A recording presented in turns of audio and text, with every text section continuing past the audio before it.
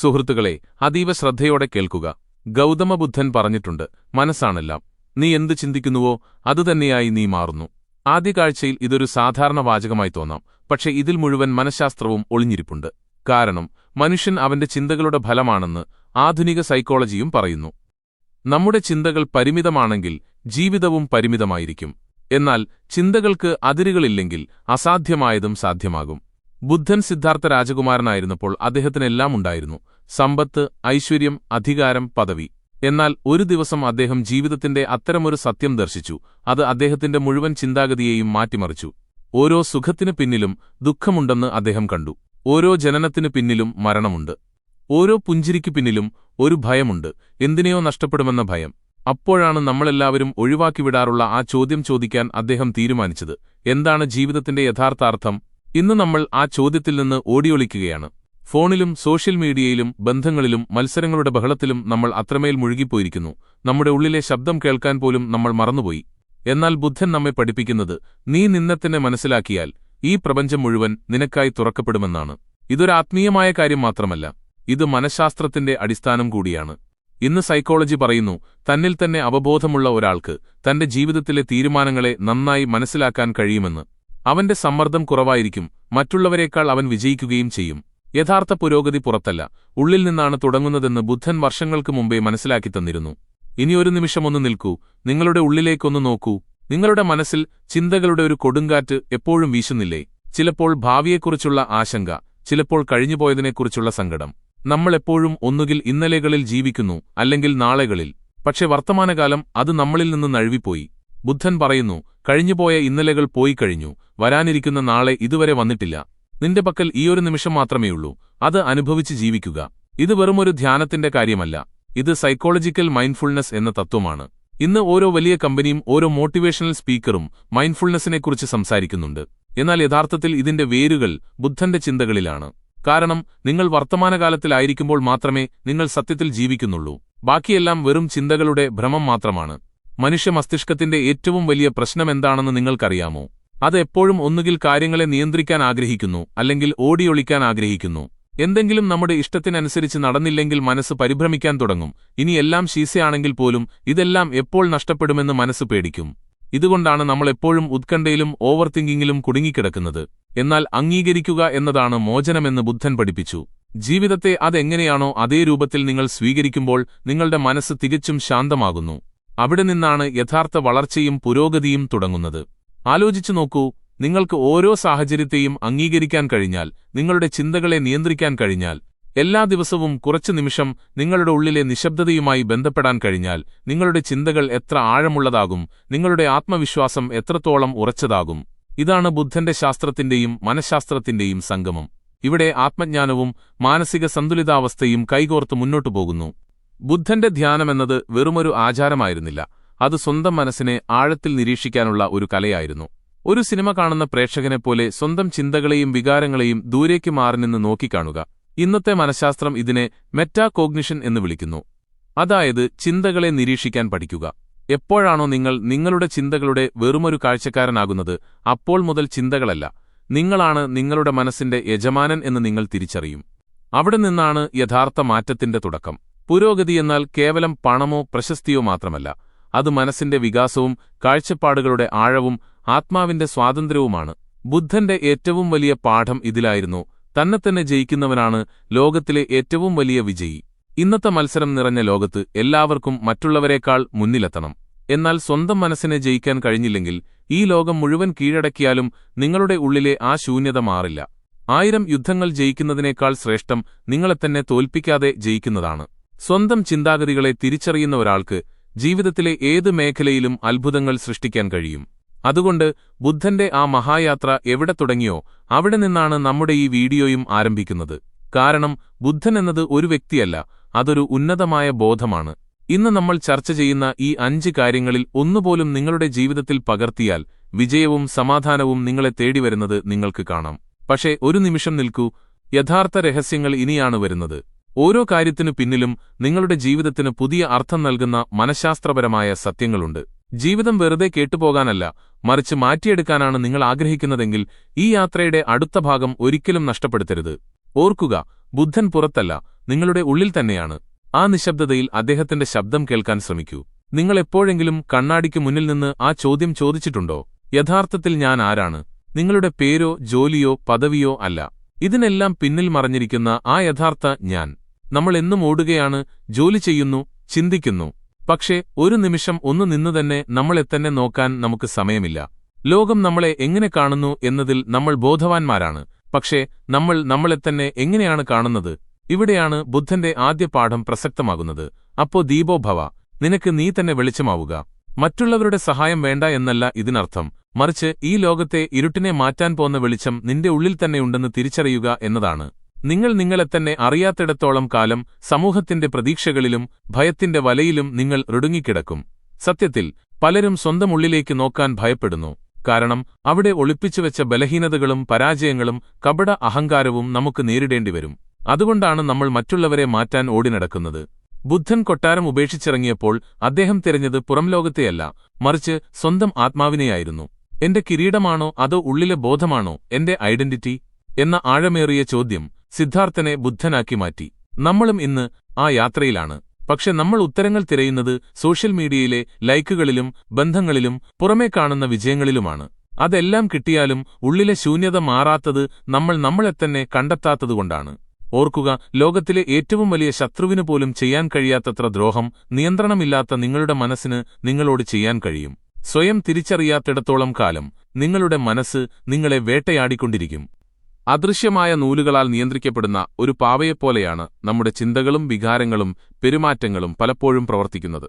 എന്നാൽ എപ്പോഴാണോ നിങ്ങൾ നിങ്ങളെത്തന്നെ നിരീക്ഷിക്കാൻ തുടങ്ങുന്നത്, അപ്പോൾ മുതൽ ജീവിതത്തിന്റെ നിയന്ത്രണം പതുക്കെ നിങ്ങളുടെ കൈകളിലേക്ക് വന്നുചേരും. അവിടെ നിന്നാണ് യഥാർത്ഥ സ്വാതന്ത്ര്യം ആരംഭിക്കുന്നത്. സ്വന്തം ഉള്ളറിഞ്ഞുകൊണ്ടുള്ള ആത്മീയ സ്വാതന്ത്ര്യം. തന്റെ ചിന്തകളെയും വികാരങ്ങളെയും മാറിനിന്ന് നിരീക്ഷിക്കാൻ കഴിയുന്ന ഒരാൾക്ക് മാത്രമേ ജീവിതത്തിൽ ഏറ്റവും കൃത്യമായ തീരുമാനങ്ങൾ എടുക്കാൻ കഴിയൂ എന്ന് ആധുനിക മനഃശാസ്ത്രവും പറയുന്നു. ഇതിനെയാണ് ആത്മബോധമെന്നും വൈകാരിക ബുദ്ധിശക്തിയെന്നും വിളിക്കുന്നത്. നിങ്ങളുടെ ഉള്ളിലെ ഓരോ ചിന്തയെയും നിങ്ങൾ തിരിച്ചറിഞ്ഞു തുടങ്ങുമ്പോൾ ദേഷ്യം വരുന്നതിനു മുൻപ് തന്നെ ഞാനിപ്പോൾ ദേഷ്യപ്പെടാൻ തുടങ്ങുകയാണ് എന്ന് നിങ്ങൾക്ക് മനസ്സിലാക്കാൻ സാധിക്കും.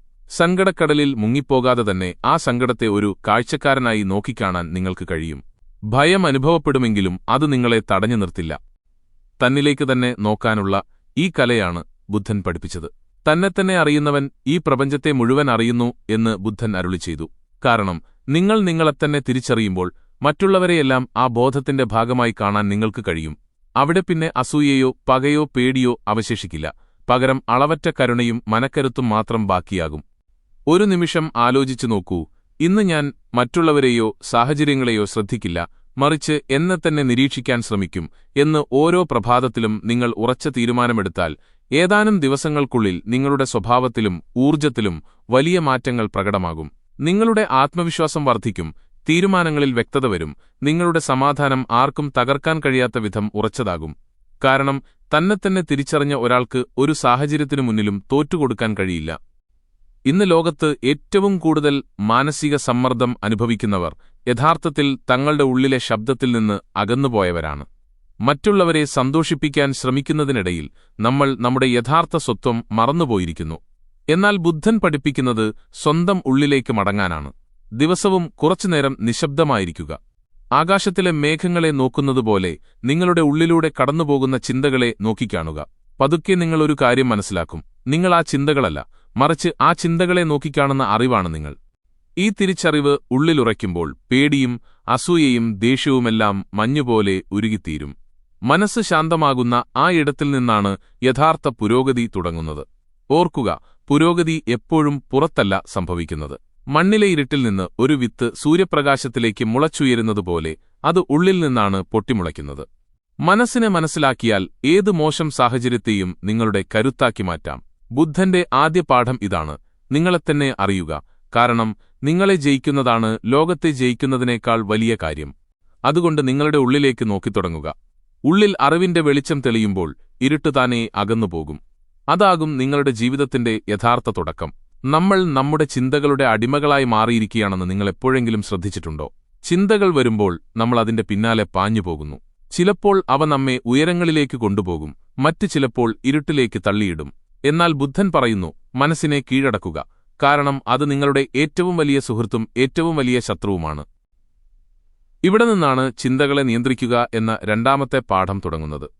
ബുദ്ധൻ ധ്യാനിക്കാൻ തുടങ്ങിയപ്പോൾ അദ്ദേഹം ആദ്യം നോക്കിയത് ദൈവങ്ങളെയല്ല, മറിച്ച് തന്റെ ചിന്തകളെയായിരുന്നു. മനസ്സ് എപ്പോഴും ഒഴുകിക്കൊണ്ടിരിക്കുകയാണെന്ന് അദ്ദേഹം കണ്ടെത്തി. ഒരു നിമിഷം ഭാവിയിൽ, അടുത്ത നിമിഷം ഭൂതകാലത്തിൽ, ചിലപ്പോൾ പേടി, ചിലപ്പോൾ ദേഷ്യം, ചിലപ്പോൾ സുഖം അല്ലെങ്കിൽ അസംതൃപ്തി. ഈ ചഞ്ചലാവസ്ഥയാണ് എല്ലാ ദുഃഖങ്ങൾക്കും കാരണമെന്ന് അദ്ദേഹം തിരിച്ചറിഞ്ഞു. ഇന്നത്തെ മനഃശാസ്ത്രവും ഇതുതന്നെ പറയുന്നു. മനുഷ്യന്റെ ചിന്തകളിൽ 95% ആവർത്തനങ്ങളാണ്. ഇന്നലെ ചിന്തിച്ച കാര്യങ്ങൾ തന്നെയാണ് നമ്മൾ ഇന്നും ചിന്തിക്കുന്നത്. ആ ചിന്തകൾ മോശമാണെങ്കിൽ നമ്മൾ എന്നും ആ മോശം അവസ്ഥയിൽ തന്നെ ജീവിക്കേണ്ടിവരും. നമ്മുടെ മനസ്സ് തന്നെയാണ് എല്ലാം നിർമ്മിക്കുന്നത്. ഇനി ഇതിനെ മനഃശാസ്ത്രത്തിന്റെ ഭാഷയിലൊന്ന് മനസ്സിലാക്കാം. ഓരോ ചിന്തയും നമ്മുടെ തലച്ചോറിൽ ഓരോ പാതകൾ, ന്യൂറൽ പാത്വേസ് നിർമ്മിക്കുന്നുണ്ട്. ഒരേ ചിന്ത തന്നെ നിങ്ങൾ പലതവണ ആവർത്തിക്കുമ്പോൾ ആ പാതകൾ കൂടുതൽ ആഴമുള്ളതാകുന്നു. നിങ്ങളുടെ മനസ്സ് ആ ദിശയിലേക്ക് മാത്രം സഞ്ചരിക്കാൻ തുടങ്ങുന്നു. എനിക്കിതിന് കഴിയില്ല, എന്റെ കൈവശമൊന്നുമില്ല എന്ന് നിങ്ങൾ ഓരോ ദിവസവും സ്വയം പറഞ്ഞുകൊണ്ടിരുന്നാൽ നിങ്ങളുടെ മസ്തിഷ്കം ആ വസ്തുതയെ സത്യമായി വിശ്വസിക്കാൻ തുടങ്ങും. എന്നാൽ എനിക്കിതിന് കഴിയും, എനിക്ക് മാറ്റങ്ങൾ കൊണ്ടുവരാൻ സാധിക്കും എന്ന് നിങ്ങൾ സ്വയം പറയുകയാണെങ്കിൽ നിങ്ങളുടെ മസ്തിഷ്കം പുതിയ സാധ്യതകളുടെ വാതിലുകൾ തുറന്നുതരും. ഇതുകൊണ്ടാണ് നിങ്ങൾ എന്തിനെക്കുറിച്ച് എപ്പോഴും ചിന്തിക്കുന്നുവോ അത് നിങ്ങളുടെ ഭാവിയായി മാറുമെന്ന് ബുദ്ധൻ പറഞ്ഞത്. പക്ഷെ ഇന്നത്തെ പ്രശ്നം എന്താണെന്ന് വെച്ചാൽ നമ്മൾ നമ്മുടെ ചിന്തകളുടെ ഉടമകളല്ല, മറിച്ച് അവരുടെ വേലക്കാരായി മാറിയിരിക്കുന്നു എന്നതാണ്. ചിന്തകൾ ഉയർന്നുവരുന്നു, നമ്മൾ അതിനെക്കുറിച്ച് കൂടുതൽ ആലോചിക്കാതെ തന്നെ അതിന്റെ ഒഴുക്കിൽ പെട്ടുപോകുന്നു. നമ്മുടെ മനസ്സിൽ ഓരോ നിമിഷവും ആയിരക്കണക്കിന് ചിന്തകളാണ് ഓടിക്കൊണ്ടിരിക്കുന്നത്. അതിൽ ഭൂരിഭാഗവും ഭയവും മറ്റുള്ളവരുമായുള്ള താരതമ്യവും കുറ്റബോധവും നിറഞ്ഞതാണ്. മനഃശാസ്ത്രം പറയുന്നത് ഒരു സാധാരണ മനുഷ്യന്റെ മനസ്സിൽ ഒരു ദിവസം ഏകദേശം 60,000 മുതൽ 70,000 വരെ ചിന്തകൾ വരുന്നുണ്ടെന്നാണ്. ഇപ്പോൾ ആലോചിച്ചു നോക്കൂ, ഇതിൽ പകുതിയെങ്കിലും നെഗറ്റീവ് ചിന്തകളാണെങ്കിൽ നിങ്ങളുടെ മനസ്സിന്റെ അവസ്ഥ എത്രത്തോളം ഭാരമുള്ളതായിരിക്കും.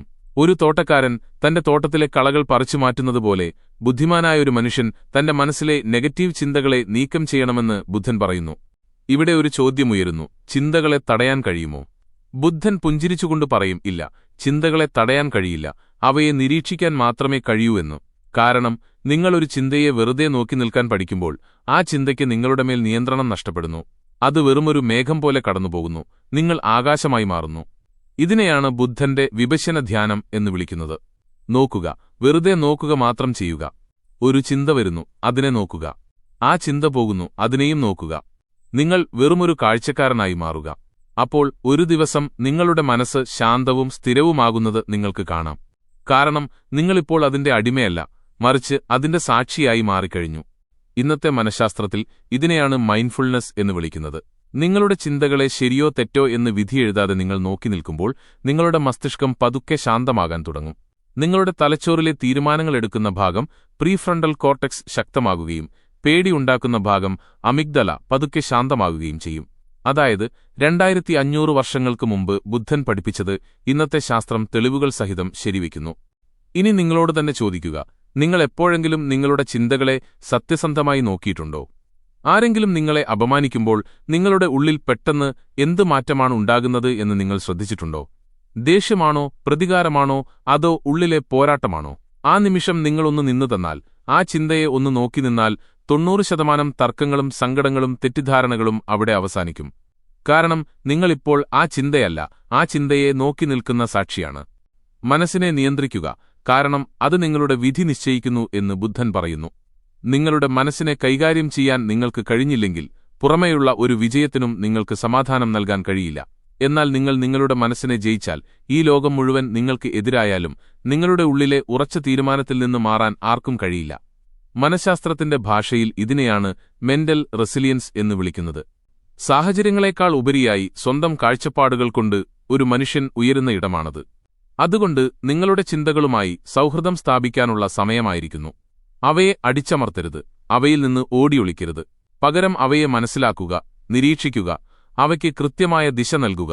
കാരണം നിങ്ങൾ എന്ത് പഠിപ്പിക്കുന്നുവോ അതുമാത്രമേ നിങ്ങളുടെ മനസ്സ് പ്രവർത്തിക്കുകയുള്ളൂ. ഓരോ പ്രഭാതത്തിലും ഉണരുമ്പോൾ സ്വയം പറയുക, ഇന്ന് എന്റെ ചിന്തകളുടെ ഉടമ ഞാനാണ്.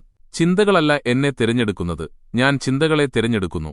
പതുക്കെ ഈ വാക്കുകൾ നിങ്ങളുടെ ചിന്തയായും ആ ചിന്ത നിങ്ങളുടെ വിധിയായും മാറും. ഓർക്കുക, മനസ്സിനെ കീഴടക്കുന്നതാണ് ഏറ്റവും വലിയ വിജയം. കാരണം മനസ്സ് ശാന്തമാകുമ്പോൾ ജീവിതം ഒരു സംഗീതം പോലെ മനോഹരമാകും.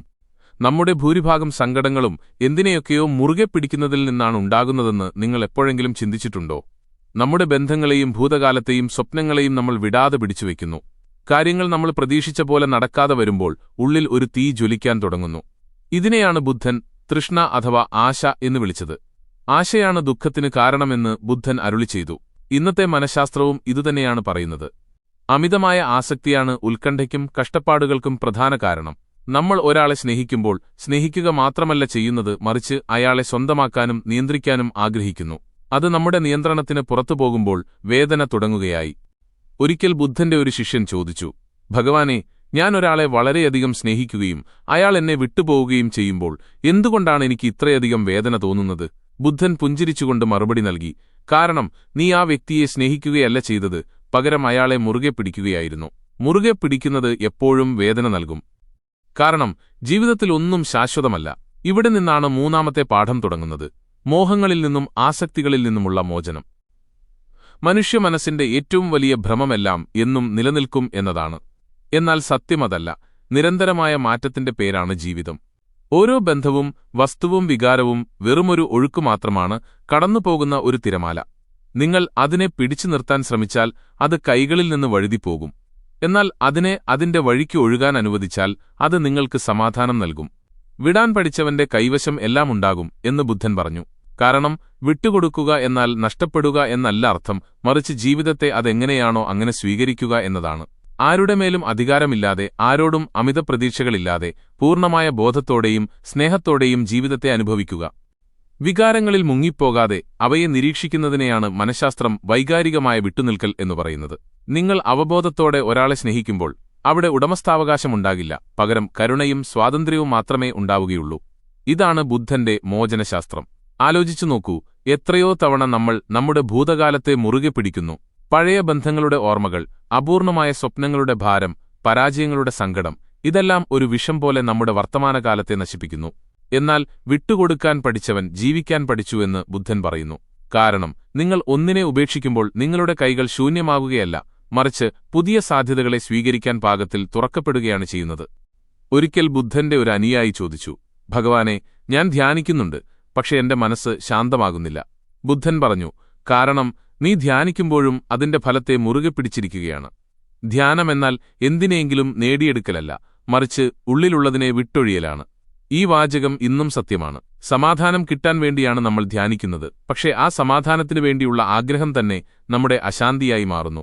ഇതിനെയാണ് മനഃശാസ്ത്രത്തിൽ വിട്ടുകൊടുക്കലിന്റെ വൈരുദ്ധ്യം എന്ന് പറയുന്നത്. നമ്മൾ ഒന്നിനെ നേടിയെടുക്കാനുള്ള ശ്രമം ഉപേക്ഷിക്കുമ്പോൾ അത് സ്വയം നമ്മുടെ ജീവിതത്തിലേക്ക് ഒഴുകിയെത്തും. കാരണം മനസ്സിപ്പോൾ ബന്ധിക്കപ്പെട്ടതല്ല, അത് തുറക്കപ്പെട്ടതാണ്. കൈവെള്ളയിൽ വെള്ളം പിടിക്കാൻ ശ്രമിക്കുന്നത് പോലെയാണത്. എത്ര മുറുക്കിപ്പിടിക്കുന്നുവോ അത്രയും വെള്ളം ചോർന്നുപോകും.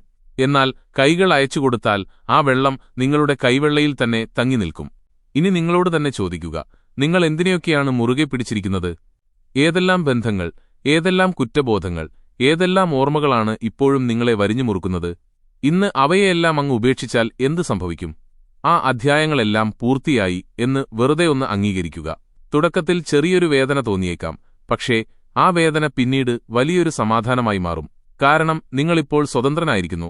ഇതാണ് യഥാർത്ഥ സ്വാതന്ത്ര്യം. ഓർക്കുക, ത്യാഗത്തെ ബുദ്ധൻ ഒരിക്കലും ഒരു ദുഃഖമായി കണ്ടിട്ടില്ല. അദ്ദേഹം അതിനെ ഒരു ഉയർച്ചയായാണ് വിശേഷിപ്പിച്ചത്. നിങ്ങളെ തടഞ്ഞു നിർത്തുന്നതിനെ വിട്ടുകൊടുക്കുക എന്നതാണ് ത്യാഗത്തിന്റെ അർത്ഥം.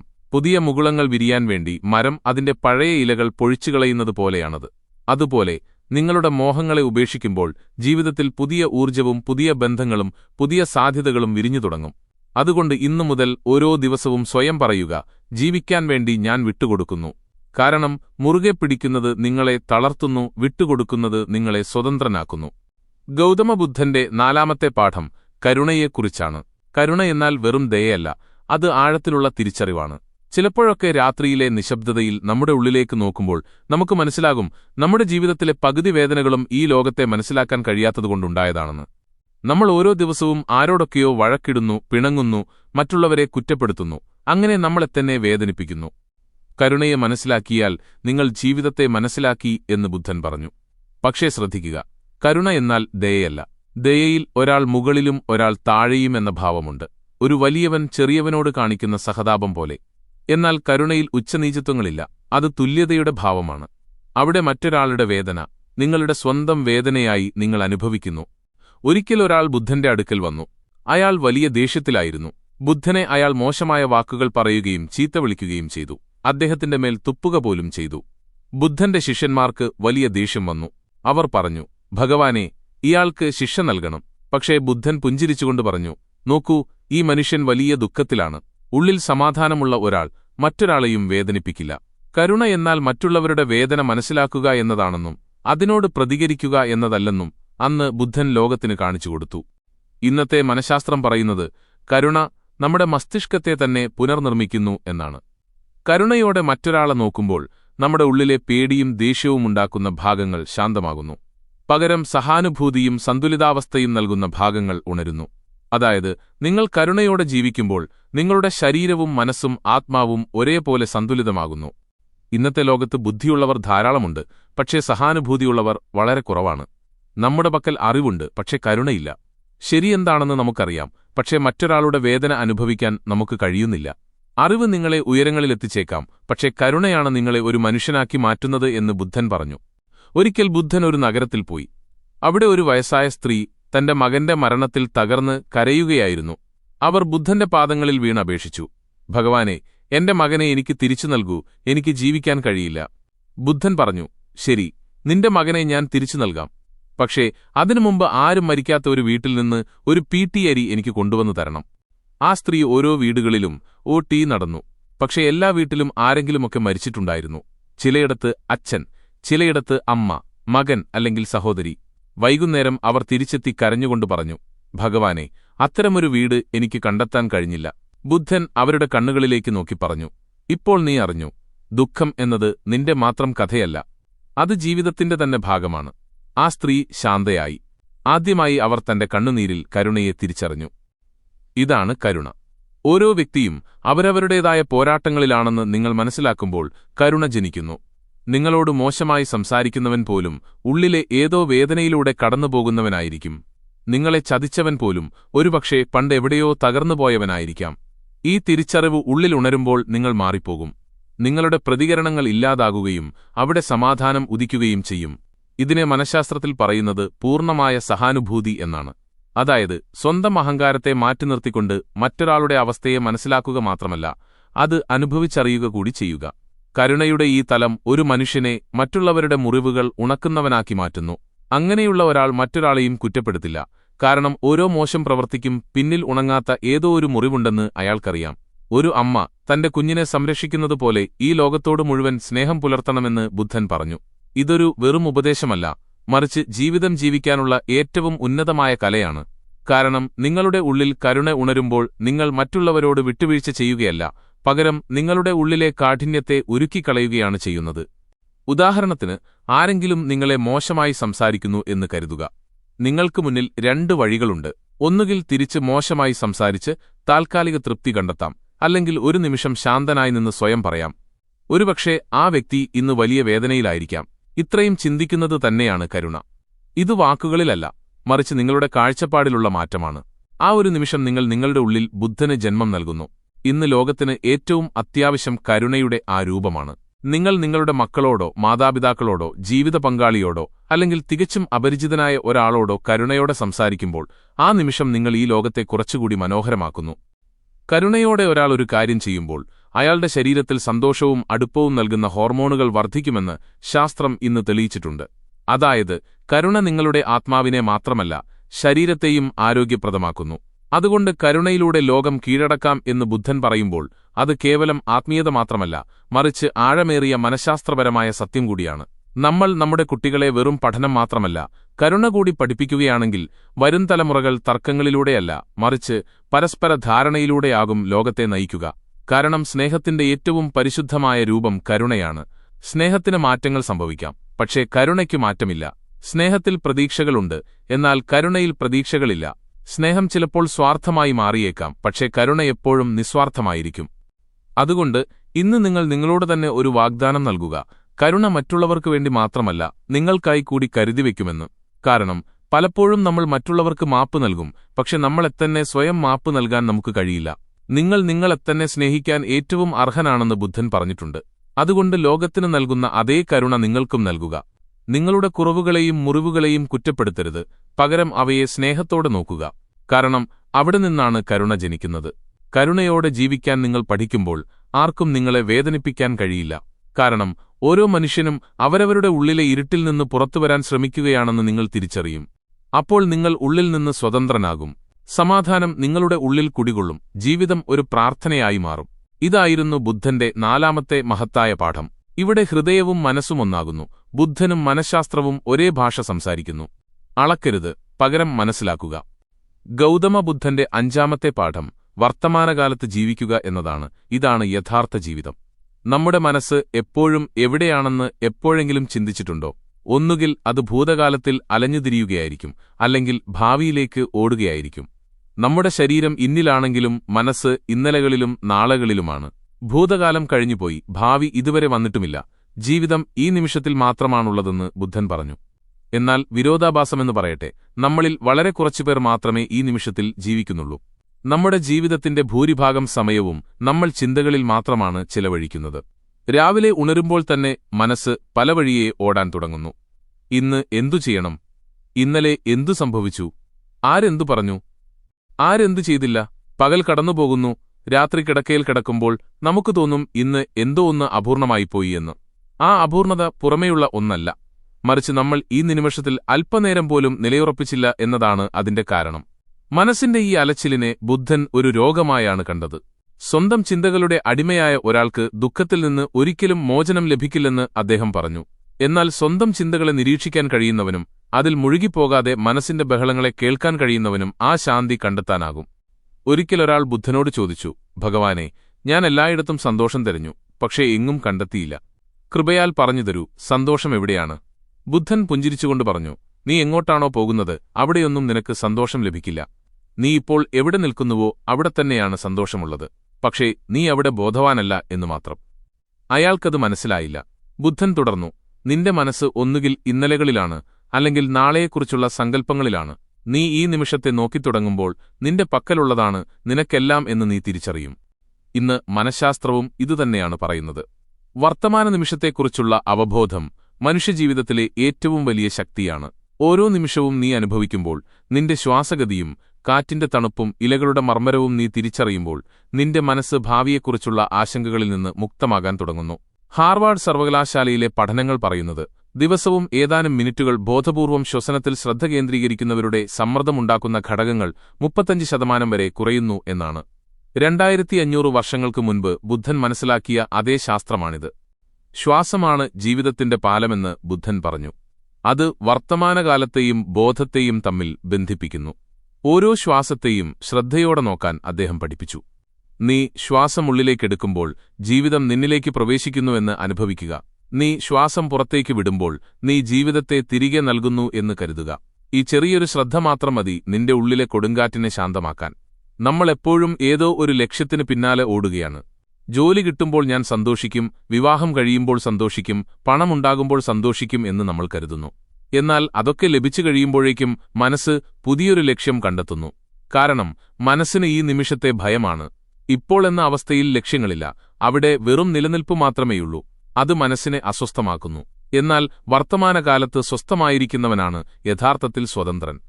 ഒരിക്കൽ ഒരു ശിഷ്യൻ ബുദ്ധനോട് ചോദിച്ചു, ഭഗവാനെ, ധ്യാനിക്കുമ്പോൾ എന്റെ മനസ്സ് പലയിടങ്ങളിലേക്ക് ഓടുന്നു, എനിക്കെങ്ങനെ ഈ നിമിഷത്തിൽ ഉറച്ചുനിൽക്കാൻ കഴിയും? ബുദ്ധൻ മറുപടി നൽകി, മനസ്സ് ഒരു കുരങ്ങനെപ്പോലെയാണ്. നീ അതിനെ ബന്ധിക്കാൻ ശ്രമിച്ചാൽ അത് കൂടുതൽ തുള്ളിച്ചാടും. നീ അതിനെ വെറുതെ നോക്കി നിൽക്കുക, പതുക്കെ അത് തളരുകയും ശാന്തമാകുകയും ചെയ്യും. അതായത് വർത്തമാനത്തിൽ ജീവിക്കുക എന്നാൽ ചിന്തകളോട് യുദ്ധം ചെയ്യുക എന്നല്ല, മറിച്ച് ആകാശത്തിലൂടെ കടന്നുപോകുന്ന മേഘങ്ങളെപ്പോലെ അവയെ നോക്കി നിൽക്കുക എന്നാണ്. നീ നോക്കി നിൽക്കെ അവ താനേ ഒഴിഞ്ഞുപോയിക്കൊള്ളും. ഇന്നത്തെ ലോകത്ത് ആളുകൾ ഫോണിലും ജോലിയിലും മറ്റുള്ളവരുടെ അഭിപ്രായങ്ങളിലും അത്രമേൽ മുഴുകിപ്പോയിരിക്കുന്നു. അവർ തങ്ങളെത്തന്നെ അനുഭവിക്കാൻ മറന്നുപോയി. നമ്മുടെ കൈവശമെല്ലാം ഉണ്ടെങ്കിലും ഉള്ളിലൊരു ശൂന്യതയുണ്ട്. കാരണം നമ്മൾ ഈ നിമിഷത്തിൽ ജീവിക്കുന്നില്ല. നീ ഈ നിമിഷത്തിലേക്ക് മടങ്ങിയെത്തുമ്പോൾ നിനക്കൊന്നും തിരഞ്ഞു പോകേണ്ടി വരില്ല. കാരണം ഈ നിമിഷത്തിലാണ് സ്നേഹവും സമാധാനവും സത്യവുമെല്ലാം ഒന്നിച്ചു നിലകൊള്ളുന്നത്. ആധുനിക ശാസ്ത്രമനുസരിച്ച് നമ്മൾ വർത്തമാനകാല അവബോധത്തിൽ ജീവിക്കുമ്പോൾ നമ്മുടെ മസ്തിഷ്കത്തിന്റെ ഘടന തന്നെ മാറുന്നു. സമ്മർദ്ദത്തിന്റെ വഴികൾ ദുർബലമാകുകയും സന്തോഷം നൽകുന്ന ഘടകങ്ങൾ വർദ്ധിക്കുകയും ചെയ്യുന്നു. അതായത് ശ്വാസത്തിലുള്ള ഈ ശ്രദ്ധ വെറുമൊരു ആത്മീയ സാധനയല്ല, മറിച്ച് ഒരു ശാസ്ത്രീയ ചികിത്സ കൂടിയാണ്. ഭാവിയിലേക്ക് പദ്ധതികൾ ഇടരുത് എന്ന് ഇതിനർത്ഥമില്ല.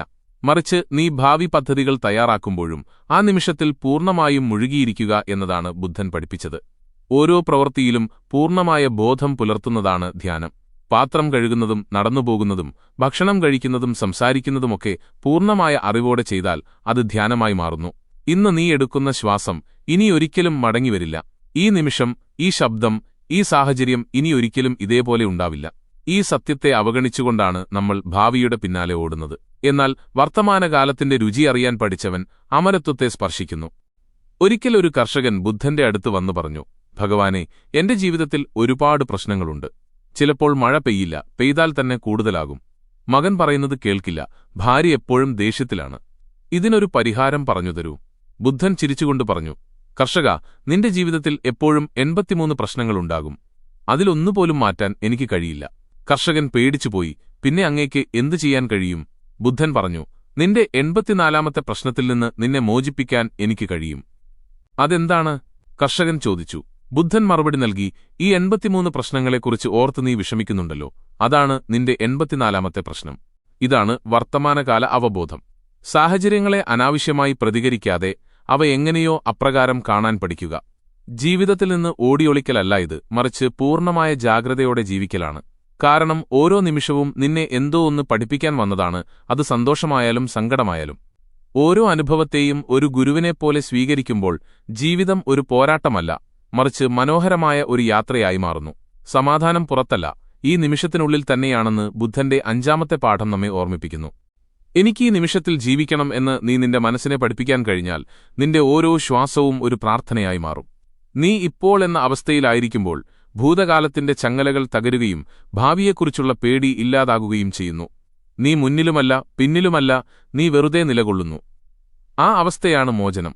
അതുകൊണ്ട് ഇന്നു മുതൽ ഓരോ പ്രഭാതത്തിലും സ്വയം പറയുക, ഞാനിവിടെയുണ്ട്, ഈ നിമിഷം എന്റേതാണ്, ഞാനിത് പൂർണ്ണമായി ജീവിക്കും. നീ വർത്തമാനത്തിൽ ജീവിക്കാൻ പഠിക്കുമ്പോൾ നിന്റെ ഓരോ ചുവടും ബുദ്ധനിലേക്കുള്ളതാണ്. നിന്റെ ഉള്ളിൽ ബുദ്ധൻ ജനിക്കാൻ തുടങ്ങും. ഇന്ന് നീ ബുദ്ധന്റെ 5 മഹത്തായ പാഠങ്ങൾ കേട്ടു. 1. ശരിയായ കാഴ്ചപ്പാട്, ജീവിതത്തെ വ്യക്തമായി കാണുക. 2. ശരിയായ ചിന്ത, നിന്റെ മനസ്സിനെ സത്യവുമായി ബന്ധിപ്പിക്കുക. 3. ആസക്തികളിൽ നിന്നുള്ള മോചനം, ആവശ്യമില്ലാത്തതിനെ വിട്ടൊഴിയുക. 4. കരുണ, മറ്റുള്ളവരുടെ വേദന മനസ്സിലാക്കുക. 5. വർത്തമാനത്തിൽ ജീവിക്കുക, ഈ നിമിഷമാണ് ജീവിതം. ഈ 5 കാര്യങ്ങൾ നിന്റെ ജീവിതത്തിൽ പകർത്തിയാൽ നിനക്ക് അത്ഭുതവിദ്യകളുടെ ആവശ്യമില്ല. കാരണം മാറ്റമുണ്ടാകുന്നത് മന്ത്രങ്ങൾ കൊണ്ടല്ല, തിരിച്ചറിവുകൾ കൊണ്ടാണ്. ആ തിരിച്ചറിവ് നിന്റെ ജീവിതത്തിന്റെ ദിശ മാറ്റും. ഓരോ മനുഷ്യനും കരുണയോടെ നോക്കുകയും ജാഗ്രതയോടെ സംസാരിക്കുകയും ബോധത്തോടെ ജീവിക്കുകയും ചെയ്താൽ ഈ ലോകം എത്ര മനോഹരമാകും. അതായിരുന്നു ബുദ്ധന്റെ സ്വപ്നം. ആ സ്വപ്നം ഇന്ന് നിനക്ക് പൂർത്തിയാക്കാം. ഈ വാക്കുകൾ നിന്റെ ഹൃദയത്തെ സ്പർശിച്ചുവെങ്കിൽ, നിന്റെ ജീവിതത്തെ മാറ്റാൻ ഇവയ്ക്ക് ശക്തിയുണ്ടെന്ന് നിനക്ക് തോന്നുന്നുണ്ടെങ്കിൽ, ഇത് കേട്ടുമാത്രമിരിക്കരുത്, ഇത് ജീവിച്ചു തുടങ്ങുക. ഓരോ തവണയും നീ ദേഷ്യത്തിനു പകരം കരുണ തിരഞ്ഞെടുക്കുമ്പോൾ, ഓരോ തവണയും നീ വർത്തമാനത്തിൽ പുഞ്ചിരിക്കുമ്പോൾ, നിന്റെ ഉള്ളിലെ ബുദ്ധനെ നീ ഉണർത്തുകയാണ്. സുഹൃത്തുക്കളെ, ജീവിതത്തെ മാറ്റിമറിക്കുന്ന ഇത്തരം അറിവുകൾ നിങ്ങൾക്കിഷ്ടമാണെങ്കിൽ ഞങ്ങളുടെ ചാനൽ നിങ്ങളുടെ ജീവിതത്തിലെ വെളിച്ചമായി മാറും. ഇത് വെറും വീഡിയോകൾ മാത്രമല്ല, ആത്മാവിനെ ഉണർത്താനുള്ള ഒരു യാത്രയാണ്. അതുകൊണ്ട് ഞങ്ങളുടെ യൂട്യൂബ് ചാനൽ ഇപ്പോൾ തന്നെ പിന്തുടരുക.